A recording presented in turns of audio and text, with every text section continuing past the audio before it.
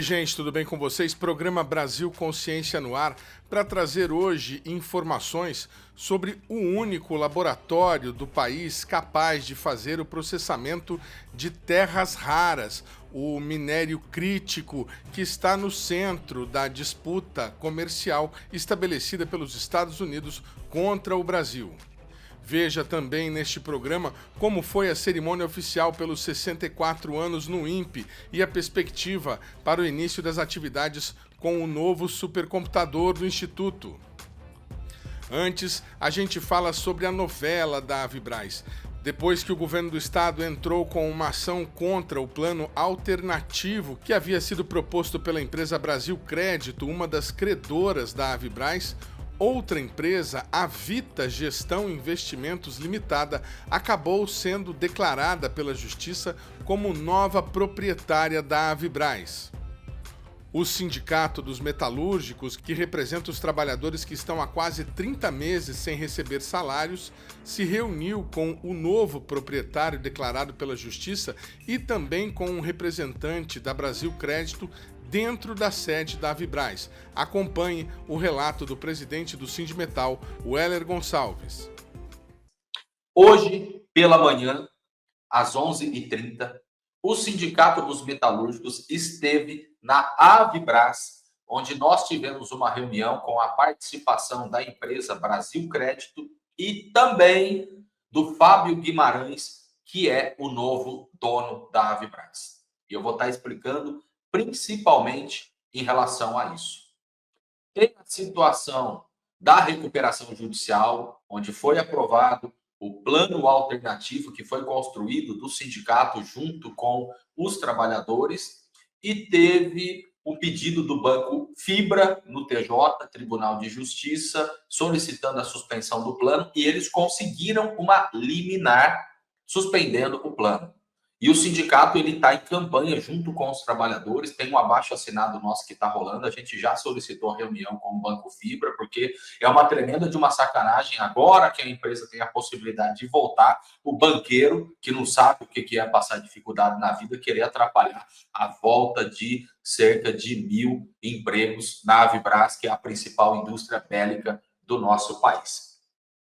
Outras duas situações. Primeiro, teve também o pedido da Procuradoria-Geral da Fazenda do Governo do Estado de São Paulo, que solicitou também a suspensão do plano com a alegação da dívida de tributos da Avibraz. O sindicato teve uma reunião na Procuradoria, lá em São Paulo, onde apresentamos a situação. Depois teve outra reunião com a participação do Fábio Guimarães e também da Brasil Crédito. E, em relação a esse tema, o que eles nos passam? Informação atualizada. Que eles estão negociando e que provavelmente vai dar certo de avançar para o pagamento desses tributos. E ontem eu divulguei para vocês, e todos sabem da posição de independência que o Sindicato dos Metalúrgicos tem, que é em relação à União, a Procuradoria-Geral da Fazenda Nacional, que pela terceira vez entra com pedido na ocasião anterior para o plano não ser homologado, agora com o plano homologado, pedindo para que seja suspenso também o plano com a alegação de dívida de tributos. O que eles nos passaram? Que também estão conversando com a Procuradoria-Geral da Fazenda Nacional para ver um parcelamento, e com isso, tendo o parcelamento, tendo a certidão negativa, essa liminar ela não segue. E o que segue é essa do Banco Fibra. Agora, qual é a questão aqui? O Fábio Guimarães ele foi nomeado o interventor e o afastamento do João Brasil. Isso no processo da recuperação judicial. Tem aquela situação da penhora das ações, que era da PDS, aquela empresa da Indonésia que a Brasil Crédito comprou estas ações e conseguiu a penhora na justiça. A Avibraz recorreu, voltou para o João Brasil, conseguiu penhorar de novo de um jeito diferente, e o João Brasil entregou as ações para a Brasil Crédito. O que a Brasil Crédito fez? Ela passou essas ações para o Fábio Guimarães. Então, o Fábio Guimarães, nomeado interventor judicial, com a suspensão não é mais, e como ele pegou as ações, então ele é o novo dono da Avibraz. Por isso que eles estavam dentro da Avibraz. E qual é a linha a ser seguida? vai dar sequência na transição, no processo de diligência. A Avibras publicou uma nota agora há pouco, assinada pelo Fábio Guimarães. Isso tem uma diferença. Agora é a Avibras, onde não tem mais a assinatura do João Brasil. E todos sabem, a gente sempre divulgou que com o João Brasil era um entrave que a gente tinha em todas as discussões. Então, inclusive agora, para a gente conversar com o governo federal, muda completamente de patamar, porque agora é o Fábio Guimarães que assina. Não estou aqui defendendo nenhum empresário, mas é isso, a nossa luta é pela volta da Avibras e a gente sabe que com o João Brasil não dava. Então, o Fábio ele é o novo dono. Vai ter uma assembleia, foi publicada em Diário Oficial, saiu no jornal Estadão, que é uma assembleia, isso é estatuto da Avibras, que o Fábio agora, como tem a maioria das ações, ele está chamando uma assembleia, onde nessa assembleia ele será formalmente eleito o presidente da Avibras. Ele tem 99% dos votos, ele votando nele já está aprovado. Então, é uma questão de formalidade. E aí, nesse sentido, pode seguir a transição. Se ele é o dono, ele autoriza quem quiser que entre dentro da fábrica. Tem a situação que a Avibras ela está com a energia elétrica cortada. O que eles nos falaram na reunião de hoje? Que tem uma reunião hoje, no final da tarde, com a EDP Bandeirantes, que está vendo a possibilidade de religar a energia elétrica, porque aí precisa ligar o servidor. É a partir do momento que você liga o servidor que, de fato, você pode fazer aí a transição, o que seria uma auditoria. Então, tem a possibilidade de ter a energia elétrica de volta nos próximos dias.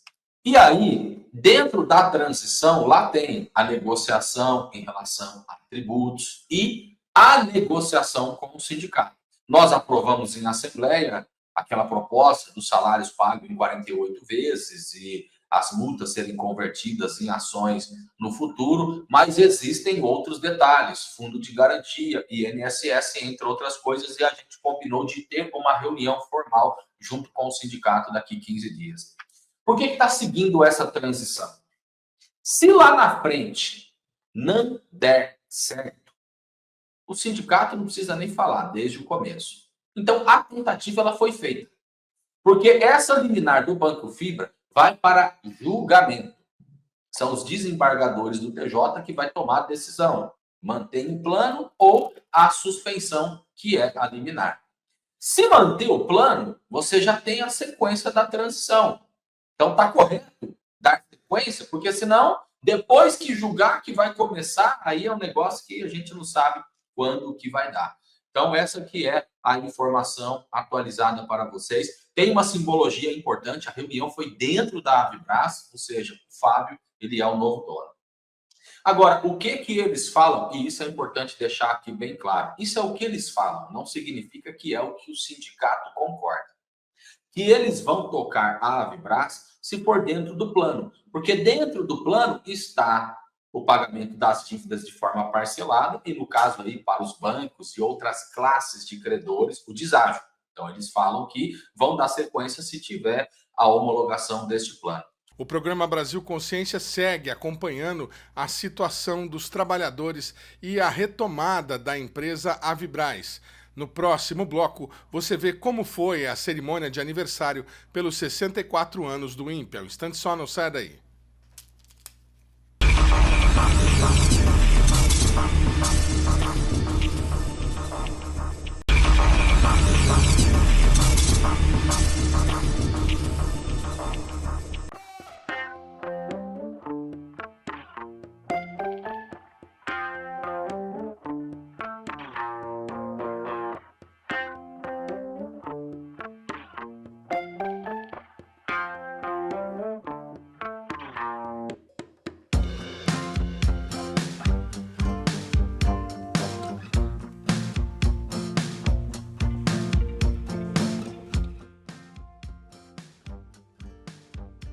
Segundo bloco, o programa Brasil Consciência mostra agora como foi a cerimônia oficial pelos 64 anos do INPE, o Instituto Nacional de Pesquisas Espaciais.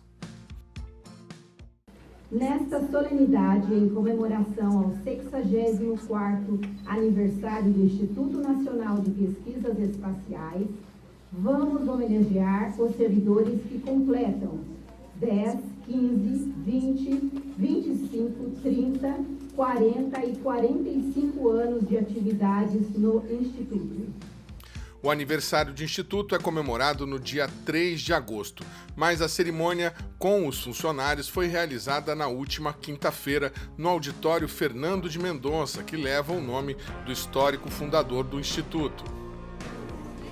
Completam 45 anos de dedicação ao INPE os seguintes servidores: Edson Alves Ribeiro, Francisco de Paula Vitor Mesquita, José Francisco de Assis, Coite Ozaki, Mário dos Santos Machado, Nelson Beicide, Osmar Pinto Júnior, Vicente Kanami Itikawa.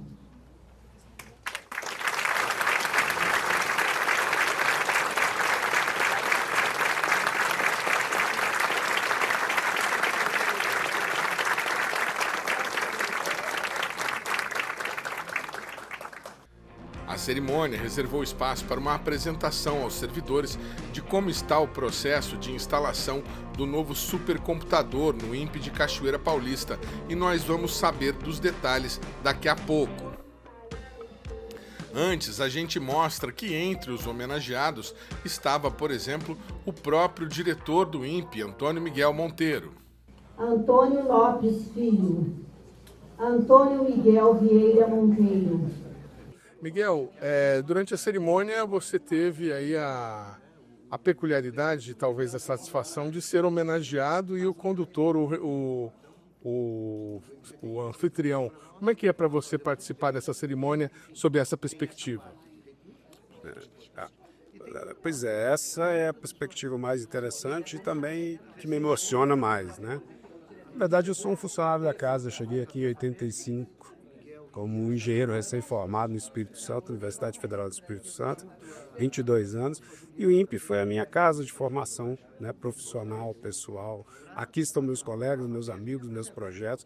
Então, meu projeto de vida se mistura com o INPE. Então, esse momento, para mim, é um momento muito especial. É um momento que coroa, de certa forma, toda uma trajetória institucional e uma trajetória de vida nessa instituição e nessa cidade, nesse momento da minha carreira em que eu tive o imenso privilégio de poder ser, ao mesmo tempo, um homenageado e conduzir essa cerimônia que homenageia a todos os impianos e impianas do passado e do presente. Eu, pessoalmente, faço parte desses últimos 40 anos, dos 60, como vocês viram, dos 64, eu faço parte dos últimos 40 anos dessa história.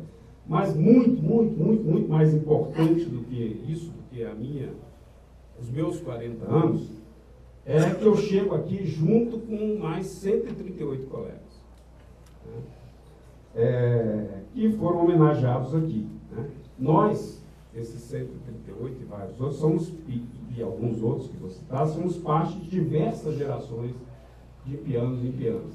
Atualmente, eu recebi a minha certificado, há alguns anos a gente recebia medalhinhas como essa minha, mais bonitinha. Agora a gente recebe um papel. Vamos ver se a gente volta a ter as medalhas, né? Mas eu recebi de 5 anos. Né? Hoje nós não temos crianças de 5 anos no Instituto mais. Então, o mais novo tem 10 anos, porque o nosso último concurso público foi há 12 anos atrás. E, portanto, não vou chorar, professor, é só uma constatação. Durante a apresentação, o diretor interino também falou sobre as mudanças na tramitação dos processos administrativos, que foram batizadas como Destrava e Desenrola. São 2 programas de gestão que a gente teve que tomar. O INPE estava, não conseguia efetivar suas relações com as fundações de apoio, o INPE sendo o órgão da administração direta, para realizar seus projetos com recursos extra-orçamentários, ou seja, recursos que não vêm diretamente do orçamento da União, ele precisa encontrar projetos e parcerias públicas, privadas, enfim. Esse arranjo depende de um trabalho com as fundações de apoio e isso estava completamente paralisado.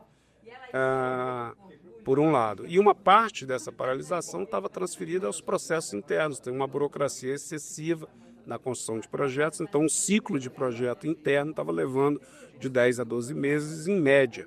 Isso é impossível, não é razoável para qualquer instituição. Então o programa Desenrola trata disso, diminuir esse fluxo de processo interno. No primeiro momento a gente está com a meta de diminuí-lo para 4 meses e no médio prazo ele tem que cair para 2, 3 meses em média.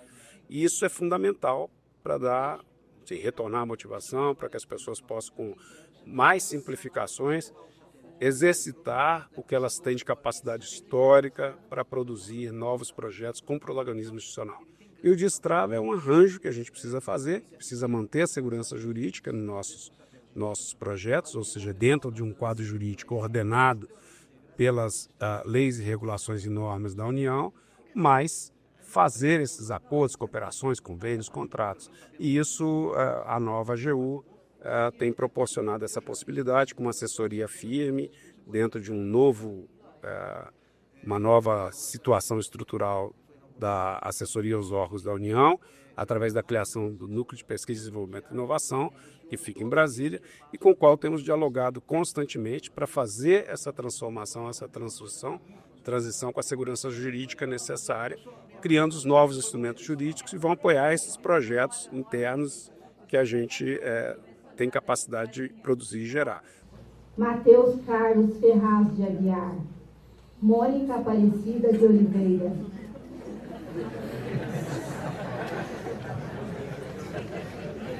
O presidente da Agência Espacial Brasileira, Marco Antônio Chamon, que também é empiano, lembrou que deverá ser homenageado com 40 anos de casa no próximo ano. O INPE só é o INPE por causa do... Aí eu vou me permitir me incluir, né? Por causa da gente. Não? E ao longo desses 64 anos, o INPE se reinventou várias vezes em várias coisas que ele fez. E continua fazendo isso e vai precisar continuar fazendo isso.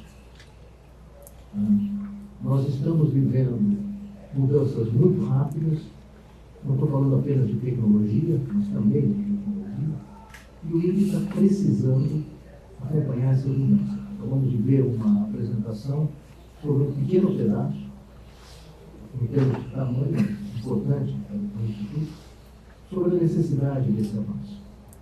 Então, eu queria, hoje é aniversário, então é dia de festa, né? Mas o alerta é sempre importante. É preciso estar sempre atento ao que está acontecendo, para que o INPE possa continuar exercendo esse seu papel, que é muito importante para a sociedade, de trazer benefícios para a sociedade e continuar as políticas públicas do governo dentro das áreas da competência nossa aqui no INPE. Eu conheço mais a área de espaço, vocês sabem disso, né? E o INPE é bem maior do que isso. Falo agora um pouquinho com o presidente da Agência Espacial Brasileira sobre essa área espacial. Nós estamos abrindo para o futuro agora, para os próximos anos, novos e grandes desafios para o Programa Espacial Brasileiro e que se refletem necessariamente no INPE. Há já algum tempo, uma nova forma de fazer programa espacial no mundo tem se desenvolvido e nós precisamos correr atrás dessa forma também. Traz algum tipo de alívio para o Programa Espacial Brasileiro esse desenrolar da situação da Vibraz nesta semana com a possível transferência para um novo acionista? Sim, nós estamos bastante dependentes da Vibraz para vários projetos na área de foguetes, como vocês podem imaginar, para o Programa Espacial Brasileiro.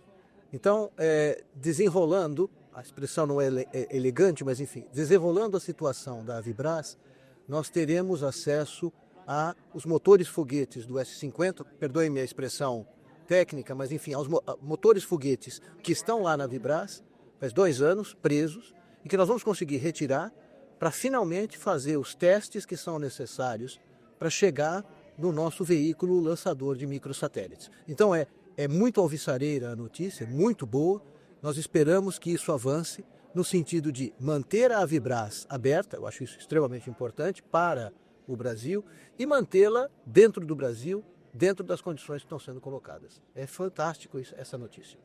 Como é que vocês na agência receberam uma notícia não muito boa do cancelamento do foguete da ACAER e existe alguma gestão para que o projeto seja salvo? A Agência Espacial Brasileira tem um acordo com a FINEP, né, de fazer o acompanhamento técnico de todos esses editais, tanto de foguetes quanto o de satélites.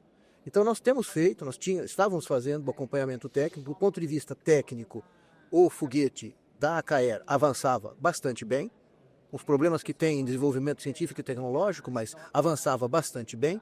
Mas do ponto de vista financeiro e econômico, que é a FINEP que acompanha, aconteceram os problemas que nós conhecemos.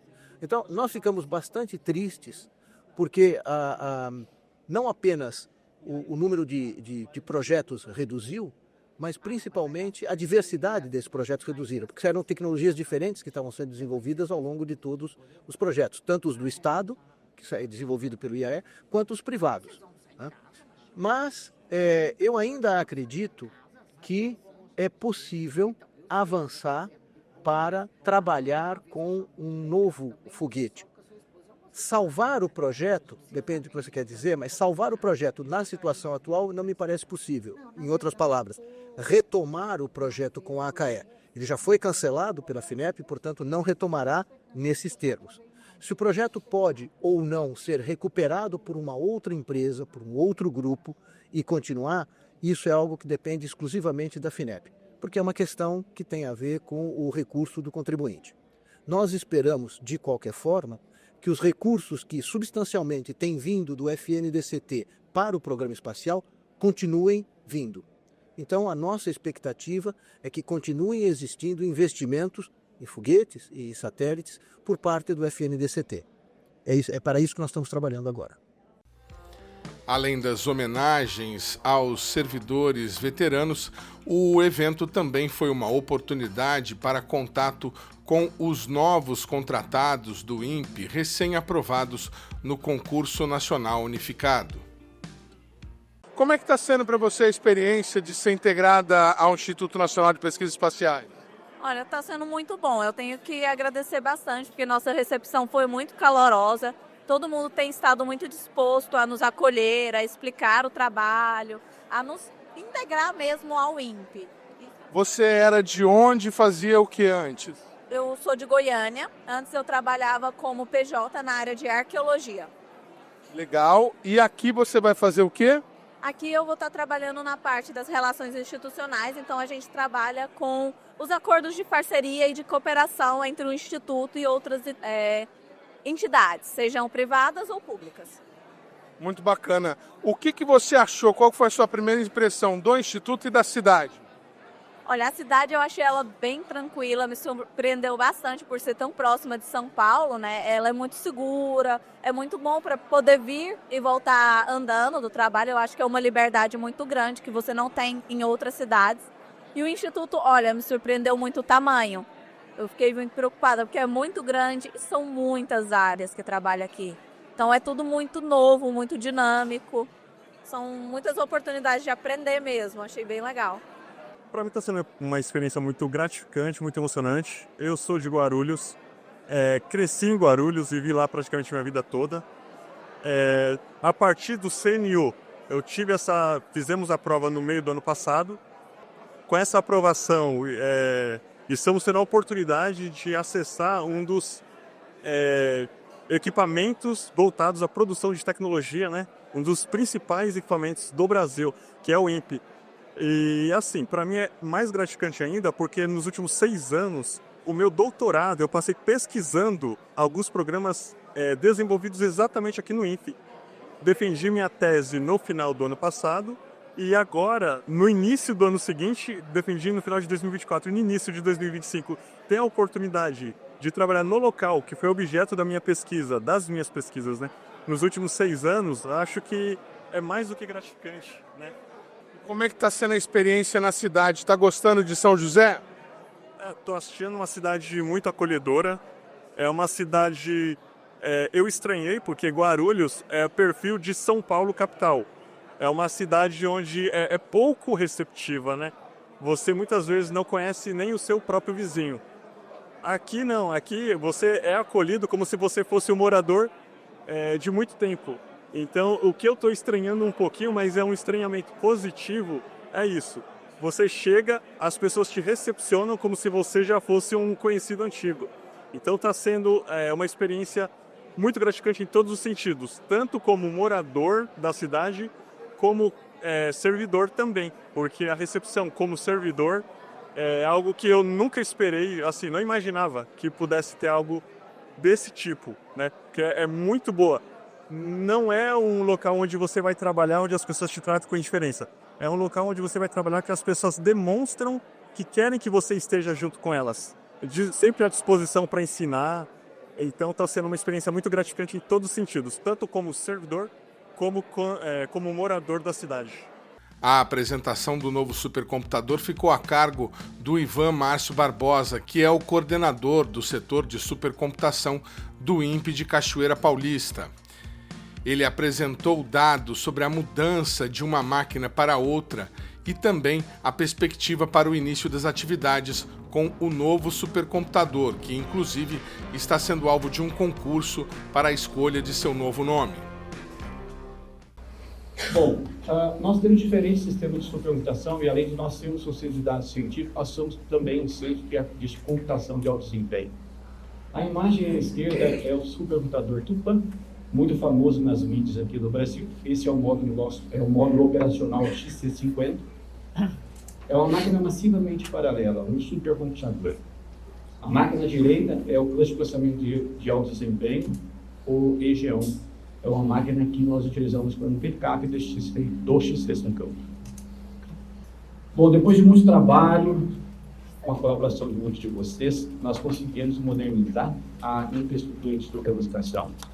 Esse é o novo sistema de supercomputação do INPE, baseado em CPU, porque os nossos modelos de precisão numérica de tempo e clima rodam em CPU.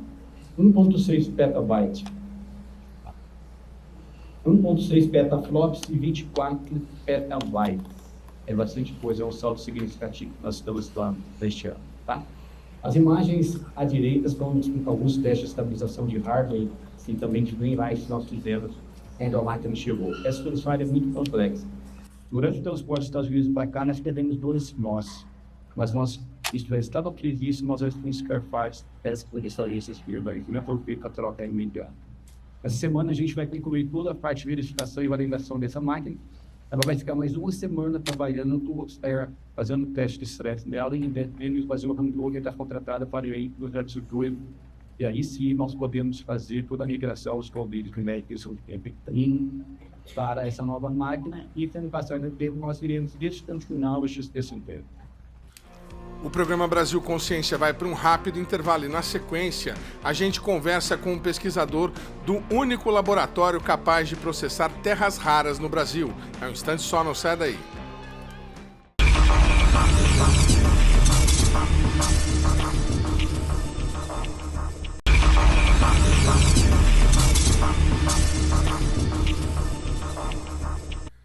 Terceiro bloco, e a gente fala agora sobre a exploração de terras raras no Brasil e o desenvolvimento de tecnologias para agregar valor ao produto mineral nacional. As terras raras são um conjunto de 17 elementos químicos encontrados em alguns países, mas que têm os maiores depósitos conhecidos em dois, China e Brasil. Como são imprescindíveis para a indústria e considerados de alto valor estratégico para a transição energética, por exemplo, os metais críticos estão sendo disputados pelos Estados Unidos, que não possuem o material em seu território. Para muitos, o presidente Donald Trump está usando a guerra comercial com a imposição de tarifas para obter vantagens e garantir o acesso dos Estados Unidos às reservas minerais do mundo. O Brasil possui a maior reserva de nióbio do planeta, a segunda maior de grafite e terras raras e a terceira maior de níquel. Em entrevista à agência Reuters na última quarta-feira, o presidente Lula afirmou que o país vai investir em desenvolvimento de cadeias produtivas a partir dos minerais críticos existentes no nosso subsolo. Nós não vamos permitir acontecer o que aconteceu no século passado: o Brasil exportar minério e comprar produtos com valor agregado muito alto. Nós queremos que tenha valor agregado aqui no Brasil, disse o presidente Lula, segundo a agência de notícias. O Brasil Consciência já visitou 2 iniciativas criadas no passado para desenvolver tecnologias e agregar valor aos minerais existentes no país.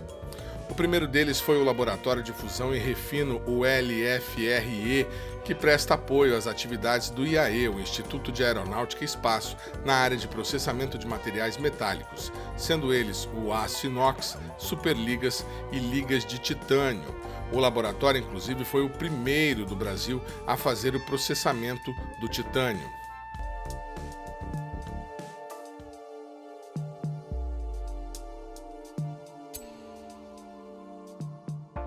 Esse aqui é o Laboratório de Fusão e Refino. É um laboratório criado no fim da década de 60, começo da década de 70, com uma estrutura bem forte para trabalhos assim, em plantas piloto de elaboração de metais. Ele tem uma importância histórica para a metalurgia brasileira. Ele é o primeiro laboratório de vácuo metalurgia do país. Os primeiros fornos em alto vácuo foram instalados aqui para a planta piloto. Ele é importante para essa parte de metais e principalmente para o projeto Titânio. Titânio foi um dos projetos mais importantes tocados pelo CTA, que visava a criação de uma indústria de titânio no Brasil. E todo o material metálico de titânio é importado até hoje. Então, nessa época, houve um esforço para que a gente pudesse ter uma indústria de titânio no país, né? Que são alguns materiais que estão aqui atrás, representam essa época, né? Então, foi a única experiência de sucesso na América Latina na obtenção de esponja de titânio em escala piloto.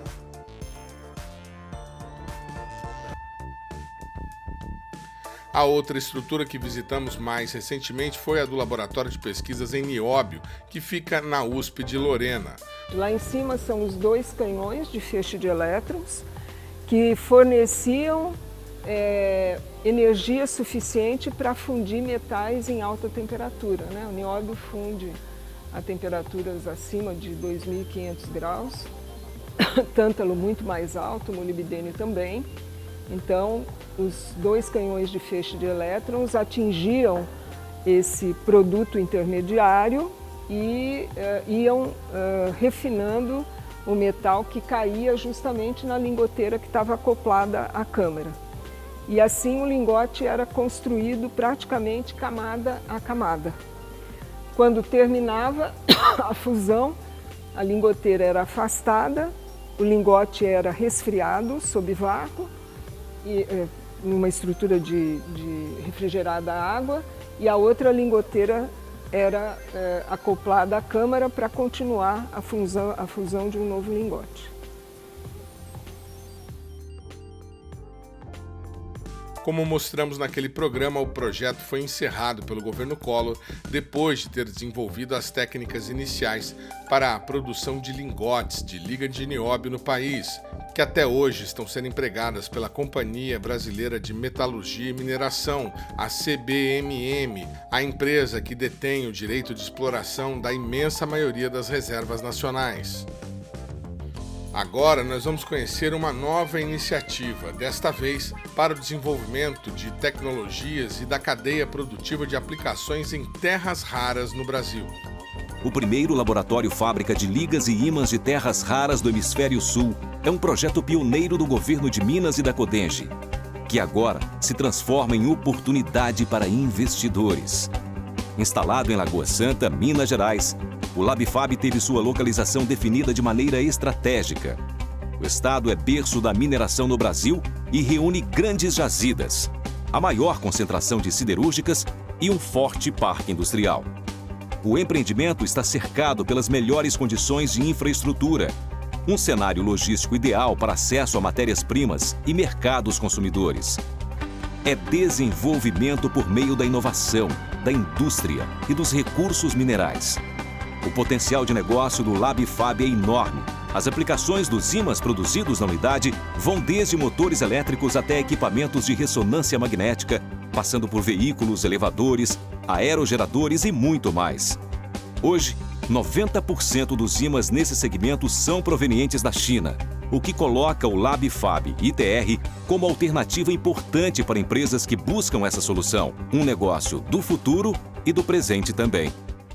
E é para falar sobre esse assunto que a gente está em contato nesse momento com o Eduardo Neves, que é pesquisador do laboratório que pertencia à Codenge, lá de Minas Gerais, uma autarquia pública, e que agora é da Federação das Indústrias de Minas Gerais. Eduardo, obrigado por você ter aceitado o nosso convite. É um prazer recebê-lo aqui. E a gente gostaria de saber em que pé que está o laboratório nesse momento, um único no país, um dos poucos capaz de fazer esse processamento. A gente estava conversando aqui em off, você estava me explicando que o que as mineradoras conseguem é fazer o condensado de terras raras, ou seja, pegar lá, tirar 1 tonelada de material do solo, retirar 1 quilo de terra rara e condensar isso para vender para o exterior. Qual que é o objetivo e qual que é a capacidade hoje? Olá, Edmond, boa tarde. É um prazer estar aqui com vocês hoje. Eu trabalho aqui no CIT Senai TR, antigo LabFab TR da Codenge. Então, esse foi um investimento da FIENG, concretizado em dezembro de 2023. Nesse último ano, as operações voltadas aqui foram para o término da montagem e comissionamento dos equipamentos aqui. E hoje o laboratório aqui ele vai estar voltado num projeto maior de 3 anos para o desenvolvimento de todos os processos da cadeia de produção dos ímãs permanentes e terras raras. Então, hoje, a fábrica ela estaria pronta para operar a partir agora do último trimestre de 2024. A gente depende de agenda das empresas dos equipamentos virem e finalizarem para que a gente dê início às atividades. Último trimestre de 2025, você quer dizer? Exatamente, me desculpe. Nesse projeto visa desenvolver toda a cadeia de produção, que ela ainda não existe, né? Eu tenho pouco domínio, o TRL ainda está muito baixo aqui no Brasil. Como você bem comentou, nós temos esse concentrado de terras raras. A ideia aqui no Brasil nos próximos anos é avançar a nossa tecnologia com respeito à separação desses óxidos.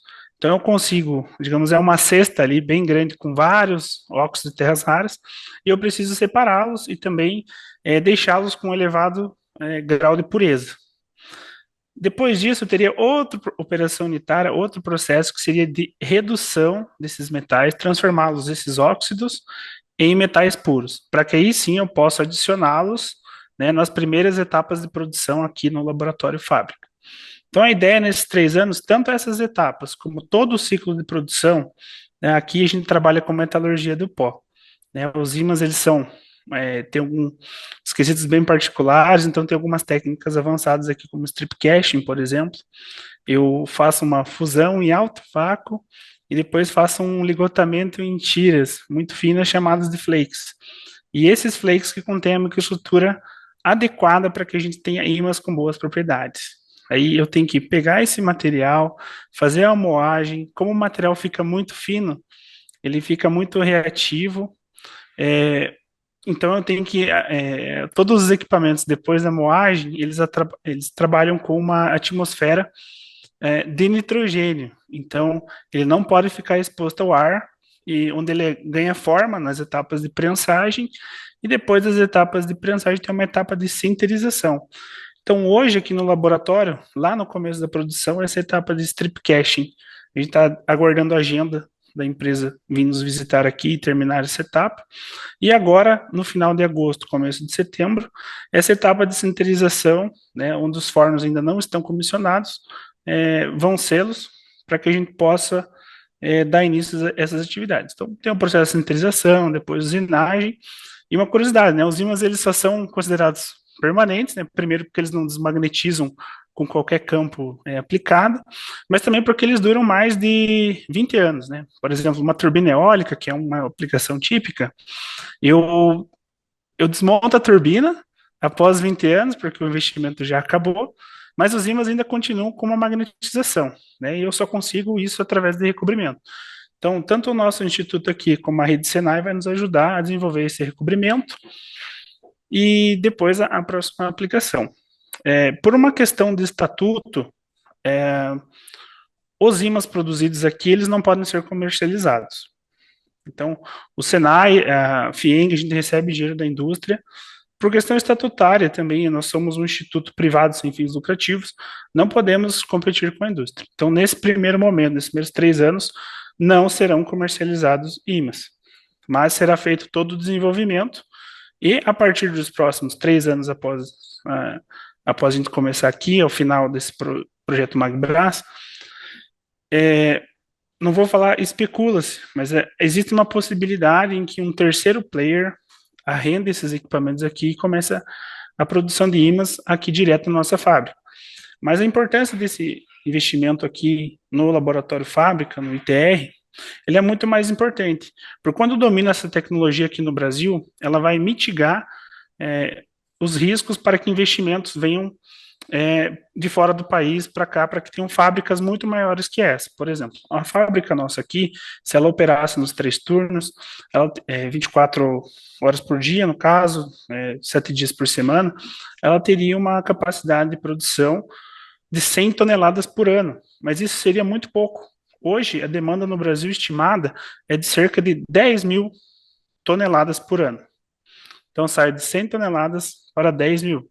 Então, uma fábrica, se viesse uma fábrica, 2 mil, 4 mil, ajudaria muito a gente ter esses ímãs aqui no país e também venda para os nossos vizinhos ou outros países e empresas que necessitem. Muito bem, vamos destrinchar tudo isso que você falou. Muito legal as informações, Eduardo. Ou seja, hoje a gente tem no Brasil um cenário que a gente tem uma quantidade interessante de terras raras no mundo. Talvez a gente tenha a segunda ou a terceira maior reserva do mundo desse mineral. Nós temos já mineradoras trabalhando na extração, mas nós não temos capacidade de transformar esse mineral, que é bastante raro, né? Essa proporção de parte por milhão aí, 1 quilo por tonelada, é bastante interessante. A gente não tem nem capacidade de separar.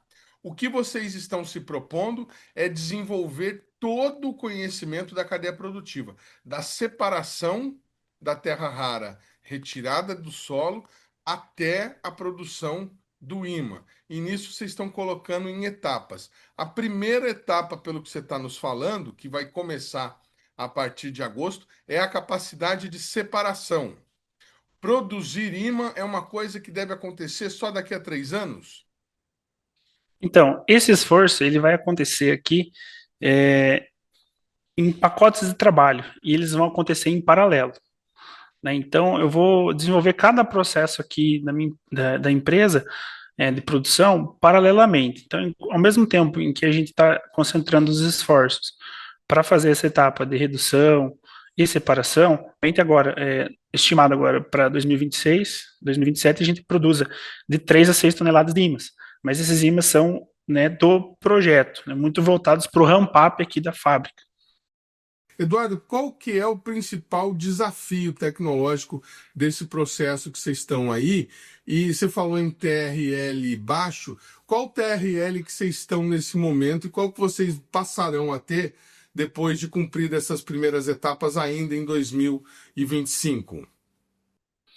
Então, aqui são vários processos, né? Então, cada um vai ter o seu TRL individual, né? Mas, por exemplo, a etapa, por exemplo, de separação, ela está hoje ali, TRL 3 de entregar de 6 a 7, né? E a parte aqui final da fábrica seria TRL, hoje já está em 6, entregar de 7 a 8.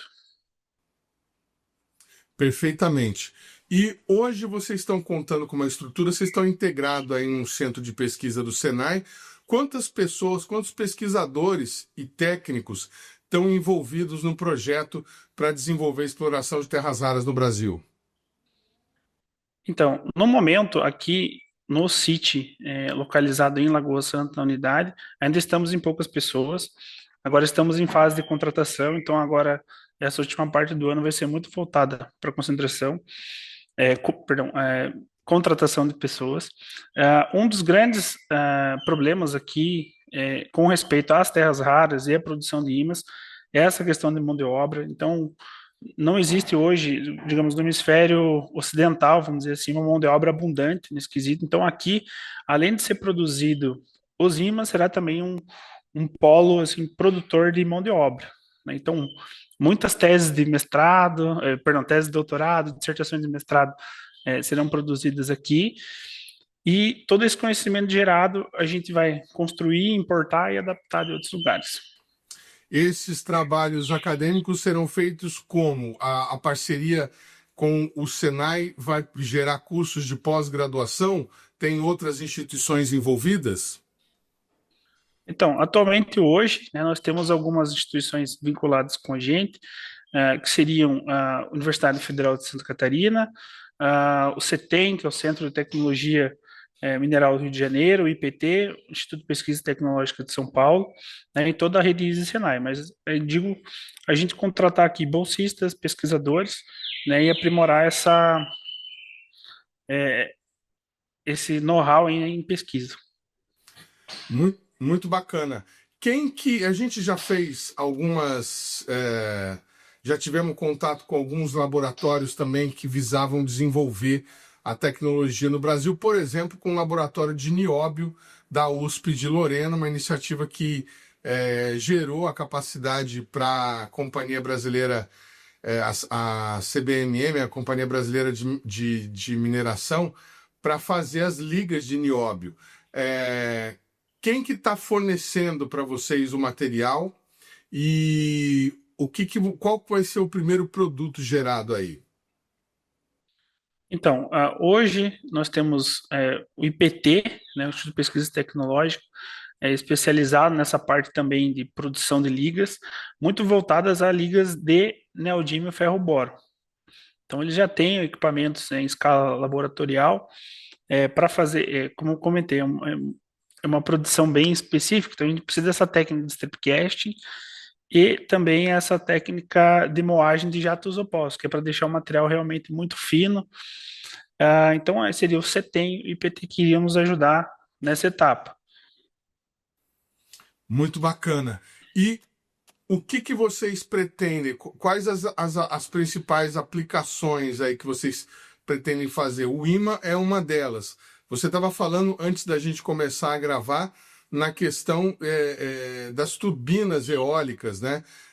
A possibilidade de empregar isso. Quais são os objetivos que a Federação das Indústrias de repente colocou para vocês? Então, a ideia aqui, né, seria para 2025 nós já estarmos produzindo ímãs na nossa planta piloto. Nós temos também uma planta aqui para pequena escala, então podemos produzir ímãs na ordem de gramas a quilos aqui. Então, a ideia é que até o final de 2025 já estaremos fabricando ímãs aqui, mas como você comentou, né, tem as aplicações das turbinas eólicas. Enquanto num carro elétrico a gente usa de 2 a 5 quilos desses ímãs, e uma turbina eólica pode ser utilizado de 600 quilos a 2 toneladas. Vai depender muito do projeto e da capacidade. Então, vários dispositivos que usam essa conversão de energia vão utilizar esse tipo de material. Você também comentou equipamentos de ressonância magnética, mas também, por exemplo, aqueles earphones pequenininhos que a gente coloca no ouvido, Bluetooth, só são possíveis com esses ímãs de neodímio, certo? Aquelas caixas portáteis também só são possíveis utilizando esse tipo de ímãs. Então, com a miniaturização dos dispositivos, esses ímãs vão ser cada vez mais empregados aqui e em outros lugares também. Não sei se você tem essa informação, mas qual é a relação de ganho de valor agregado? Por exemplo, hoje, se a gente exportar 1 quilo de condensado de terra rara, para a gente exportar 1 quilo de imã supercapaz já pronto. Então, a gente tem um dado, né, que, por exemplo, para eu chegar do concentrado, para eu ir para um óxido puro, eu já aumento uma ordem de grandeza. Né? Hoje, para você ter uma ideia, o quilo de um imã convencional, uma classe baixa, digamos assim, com propriedades intermediárias, estaria entre 80 a 100 dólares o quilo. Então, quando a gente fala aí em 100 toneladas, o faturamento da fábrica já seria muito relevante. Assim como a gente teve lá na questão com o nióbio, né, era um laboratório, uma fábrica piloto, chegou a produzir 100 toneladas de nióbio por ano, mas num determinado momento, quando a Companhia Brasileira de Mineração adquiriu a tecnologia, o projeto foi encerrado. O que vocês pretendem aí para o projeto de vocês, para o laboratório de vocês? Essa fábrica piloto, ela deve continuar ou a ideia é assimilar o conhecimento e transferir para a indústria? Então, todos os parceiros que estão nesse projeto vão deter a propriedade intelectual do que a gente produzir aqui, baseado nesse know-how de produção dos ímãs. Então, a ideia é que a gente continue, a nossa planta piloto aqui, que a gente carinhosa chama de piloto, seria uma planta em escala laboratorial. Então, essa planta escala laboratorial e sempre vai continuar sendo do Senai. Os equipamentos que a gente tem aqui para caracterização vão continuar sendo do Senai. Mas essa questão da fábrica nossa aqui, digamos, da produção semi-industrial, capacidade de 100 toneladas por ano, seria disponibilizada para leasing desses equipamentos, depois desses 3 anos de projeto. Muito bacana. Eu quero agradecer demais a participação do Eduardo Neves, lá do ITR Senai, aqui no nosso programa. Obrigado e sucesso para vocês aí no segundo semestre, com o início da produção, viu, Eduardo? Um prazer ter participado, irmão. Até mais. O programa Brasil Consciência de hoje vai ficando por aqui. Você que quiser conferir os demais conteúdos produzidos pelo SINDCT, nossas redes sociais estão na tela nesse momento. Dúvidas, críticas, sugestões, nosso e-mail é sempre o caminho para o contato com o nosso programa. A gente volta na semana que vem com mais uma atração inédita para vocês.